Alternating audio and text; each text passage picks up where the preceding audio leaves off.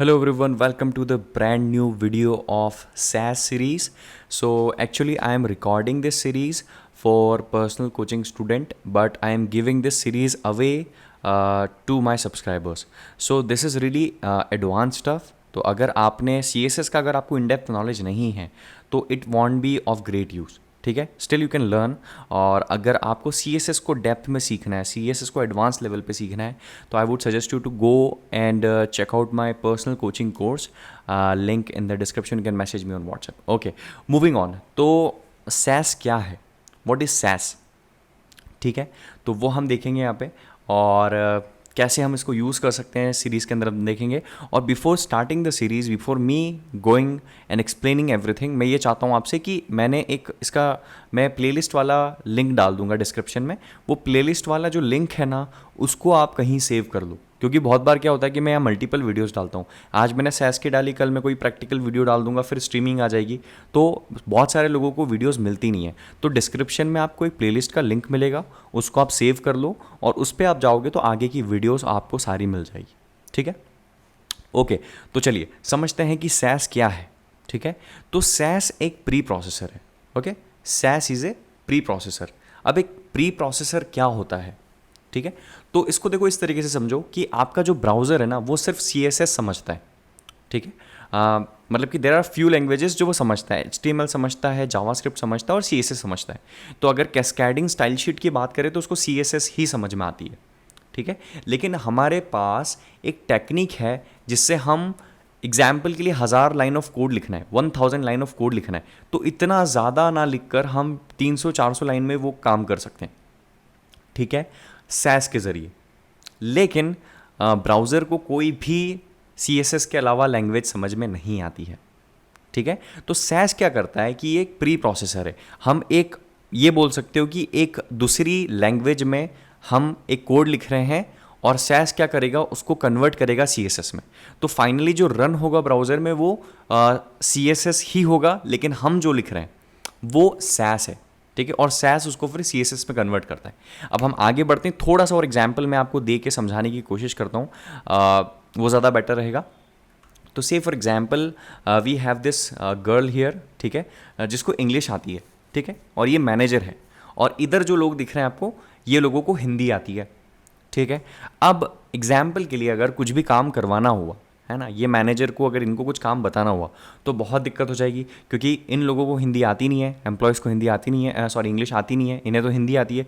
तो क्या होगा कि यहाँ पे हमारे पास एक सॉल्यूशन क्या, कि हम बीच में एक ट्रांसलेटर को रख लेंगे, एक ऐसे बंदे को रख लेंगे जो ट्रांसलेटर हो, ठीक है. तो इंग्लिश में मैडम उनको कुछ भी इंस्ट्रक्शन देगी, वो इंस्ट्रक्शन इन लोगों को मिल जाएंगे, ठीक है. तो इस तरीके से एक सॉल्यूशन हो सकता है. अब इसी एग्जाम्पल को हम हमारे जो SAS वाला जो है उसके अंदर हम ट्राई करके देखते हैं, ठीक है. तो आप इस तरीके से समझो कि ये जो गर्ल है वो SAS कोड है, मतलब ये जो चीज़ें बोल रही है वो SAS का कोड बोल रही है, ठीक है. अब ये जो ट्रांसलेटर है ये क्या कर रहा है, ये CSS प्री प्रोसेसर है, जिसको हम SAS कंपाइलर भी बोलते हैं. तो हम जो भी कोड लिखेंगे ये ट्रांसलेटर क्या करेगा, CSS में कन्वर्ट कर देगा. और आप राइट साइड में जो लोग हैं उनको ब्राउज़र समझो, इनको सिर्फ CSS समझ में आती है, राइट. तो आई होप थोड़ा सा समझ में आ रहा होगा. बाकी हम जब प्रैक्टिकल करेंगे तो बहुत ज़्यादा डीप में और बहुत ज़्यादा डिटेल में जाके समझेंगे. तो डोंट वरी अबाउट इट, आपको सारी चीज़ें बहुत अच्छे से समझ में आ जाएगी, ठीक है. ओके, अब SAS के फीचर्स क्या है, SAS के फीचर्स हम देखते हैं, है ना. तो सबसे पहला हमारा SAS का फीचर्स है वेरिएबल्स. तो हमारे इसमें वेरिएबल्स होते हैं, ठीक है. तो जैसे कलर्स होता है ना, फॉन्ट साइज़ होता है, स्पेसिंग होती है. से फॉर एग्जांपल कोई कलर है तो वो कलर को हम बार बार लिखते हैं, मान लो रेड कलर है, तो हम यहाँ पे एक वेरिएबल बना सकते हैं, उस वेरिएबल को बार बार यूज़ कर सकते हैं. अब मैं इसको डिटेल में समझाऊंगा जब हम प्रैक्टिकल बनाएंगे तब. उसके बाद नेस्टिंग हमारे पास एक ऑप्शन होता है ना. तो we can nest selector inside one of another, ठीक है, एक दूसरे के अंदर हम उसको नेस्ट कर सकते हैं. इससे हमें कोड कम लिखना पड़ता है. तो एक नेस्टिंग SAS का जो है वो फीचर है, ठीक है. इसके बाद ऑपरेटर्स हैं हमारे पास, ठीक है. तो अगर हमें कोई मैथमेटिकल ऑपरेशंस परफॉर्म करने हो, जैसे एडिशन, मल्टीप्लिकेशन, सब्ट्रैक्शन, तो वो सब हम यहाँ पे कर सकते हैं और इसका भी यूज़ होता है, ठीक है. और इसके बाद हमारा है पार्शियल्स एंड इम्पोर्ट्स। अब ये जो है ये this is really important and a great features. यहाँ पे हम क्या कर सकते हैं कि डिफरेंट डिफरेंट फाइल्स में CSS को हम लिख सकते हैं और अलग अलग फाइल्स में से हम इसको इंपोर्ट करा सकते हैं एक सिंगल पेज में। इसके बारे में हम डिटेल में समझेंगे आगे जाके, ठीक है। उसके बाद जो नेक्स्ट है दैट इज़ मिक्सेंस, ठीक है। तो ये रीयूजेबल पीस ऑफ कोड लिखने के काम में आता है ना। तो मिक्सेंस भी हम समझेंगे डिटेल में। गाइस अभी don't worry about all this. अगर कुछ समझ में नहीं आ रहा है तो इट्स कंप्लीटली फाइन, क्योंकि मैं सिर्फ ऐसे ही आपको एक आउटलाइन दे रहा हूँ।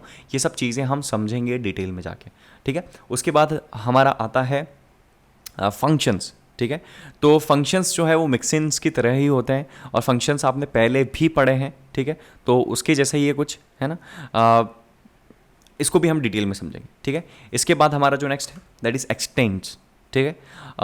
ये भी हमारा एक फीचर है। इसमें हम डिक्लेरेशंस को इनहेरिट कर सकते हैं जो कॉमन हो सभी के अंदर, वो एक ये फीचर होता है। इसको हम डिटेल में समझेंगे। इसके बाद फाइनली होता है हमारा कंट्रोल डायरेक्टिव्स। अब कंट्रोल डायरेक्टिव्स जो है वो हम इसमें कवर नहीं कर रहे हैं। इसके अंदर कंडीशनल्स और लूप्स का यूज़ करते हैं। It's not that important. और जो इम्पॉर्टेंट है, जो आपको प्रैक्टिकल लाइफ में यूज़ होगा, वही चीज़ें मैं कवर कर रहा हूँ, ठीक है। तो ये हमारे सैस के फीचर्स हो गए। अब सैस लिखने के हमारे पास दो तरीके हैं। तो आपने देखा होगा कि दो तरीके से सैस को लिखा जाता है। अगर आप गूगल भी करोगे तो एक एक्सटेंशन होता है, जैसे हर फाइल का एक्सटेंशन होता है .html .css .js, ऐसा ही सैस फाइल का भी एक एक्सटेंशन होता है। तो एक एक्सटेंशन होता है .sass, ठीक है। एक होता है .scss। तो ये दो तरीके हैं सैस को लिखने का। अब इस तरीके से अगर हम लिखते हैं तो इसमें क्या होता है कि आपके कर्ली ब्रेसेस नहीं होते हैं और ये इंडेंटेशन सेंसिटिव होता है, ठीक है। और इसके अंदर सेमी कॉलन भी यूज़ हम नहीं करते। ये एक तरीका है। सेकंड तरीका ये है। तो हम ये वाला तरीका जो है SCSS वाला तरीका जो है वो यहाँ पे यूज़ करेंगे। और उसको यूज़ करने का रीज़न ये है कि ये थोड़ा सा कन्फ्यूजिंग हो जाता है, क्योंकि हम यहाँ पे कर्ली ब्रेसेस भी नहीं लगा रहे हैं, इंडेंटेशन से सारा काम करना है। This is a little bit confusing. ये थोड़ा सा क्लियर होता है, ठीक है। तो ये वाला प्रोसीजर हम फॉलो करेंगे।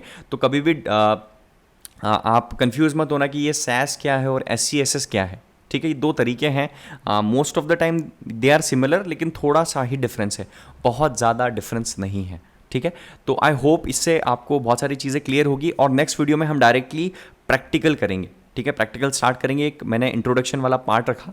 एंड गाइज अगर आप एक्साइटेड हो इस सीरीज़ के लिए तो नीचे जाओ, कमेंट में मुझे कमेंट करो कि you are excited for this, you want to learn this, और I want this SAS series to be the best series on YouTube, ठीक है।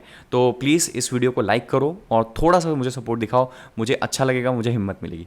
Okay guys, that's it for this video and I will see you in next video. Bye bye.